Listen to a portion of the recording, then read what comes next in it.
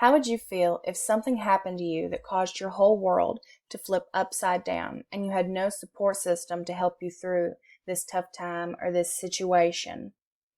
What if this happened at no fault of your own? Because of one thing, people now have these outrageous assumptions about you.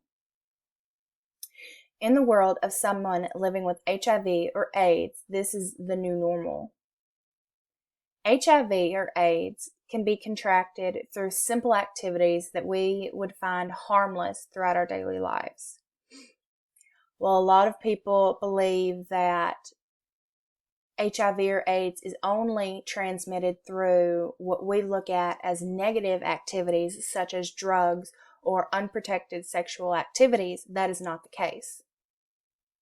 According to the Discrimination Against AIDS, Article 3, AIDS can be transferred from simple activities such as drinking out of a glass after someone or swimming in a public pool.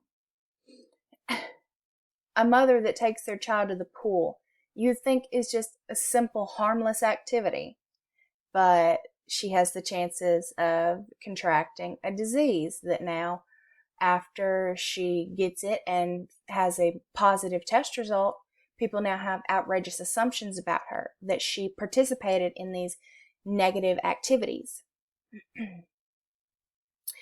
When it comes to testing for HIV or AIDS, the patient first notices they have developed symptoms of a positive case of HIV or AIDS.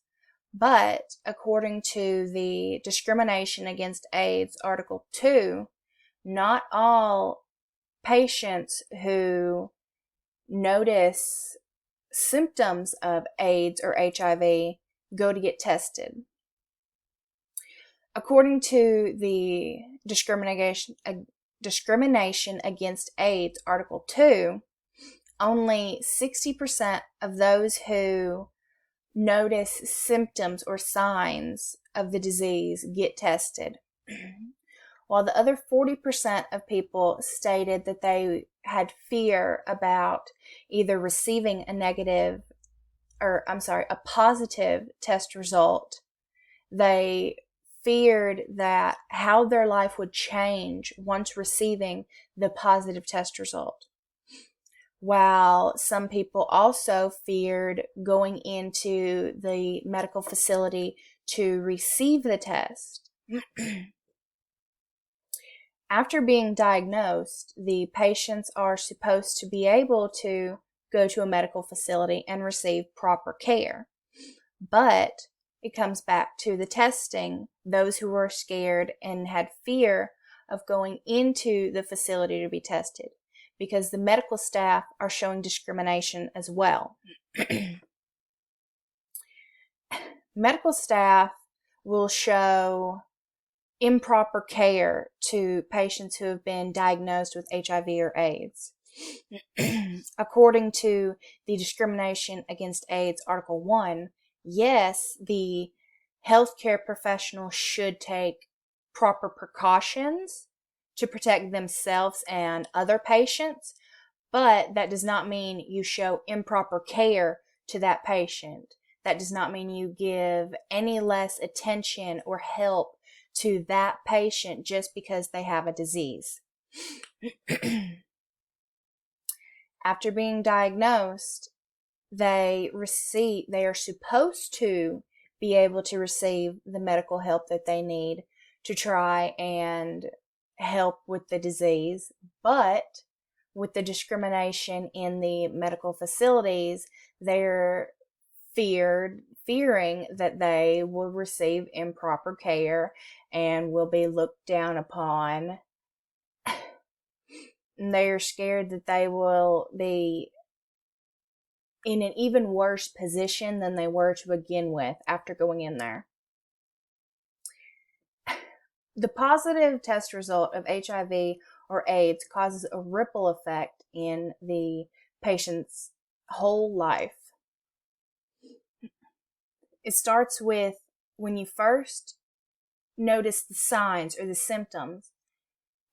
as the study stated in the article about the 60 to 40% ratio against those who actually got tested and those who didn't, shows that the stress of the disease and the discrimination of the disease started even before receiving a positive test result.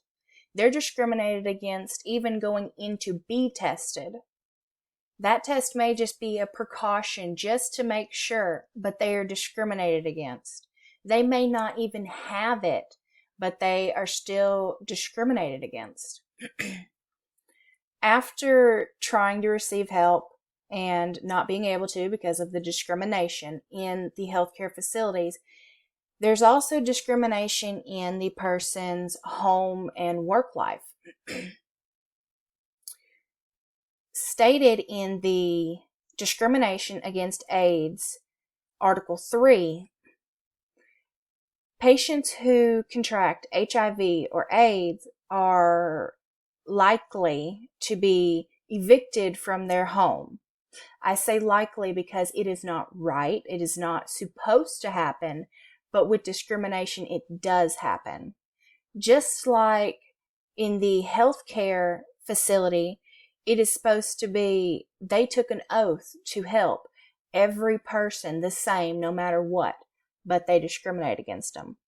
In your living situation, if you signed a lease, as long as you are abiding by the lease, you have no right to be kicked out. And then in the workplace, you can be fired if your employer finds out that you have contracted the disease.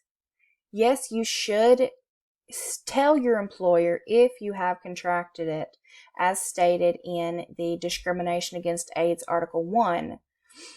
But this is solely so that you know and he knows or she knows, your employer knows that you need to take precautions and know that there are chances.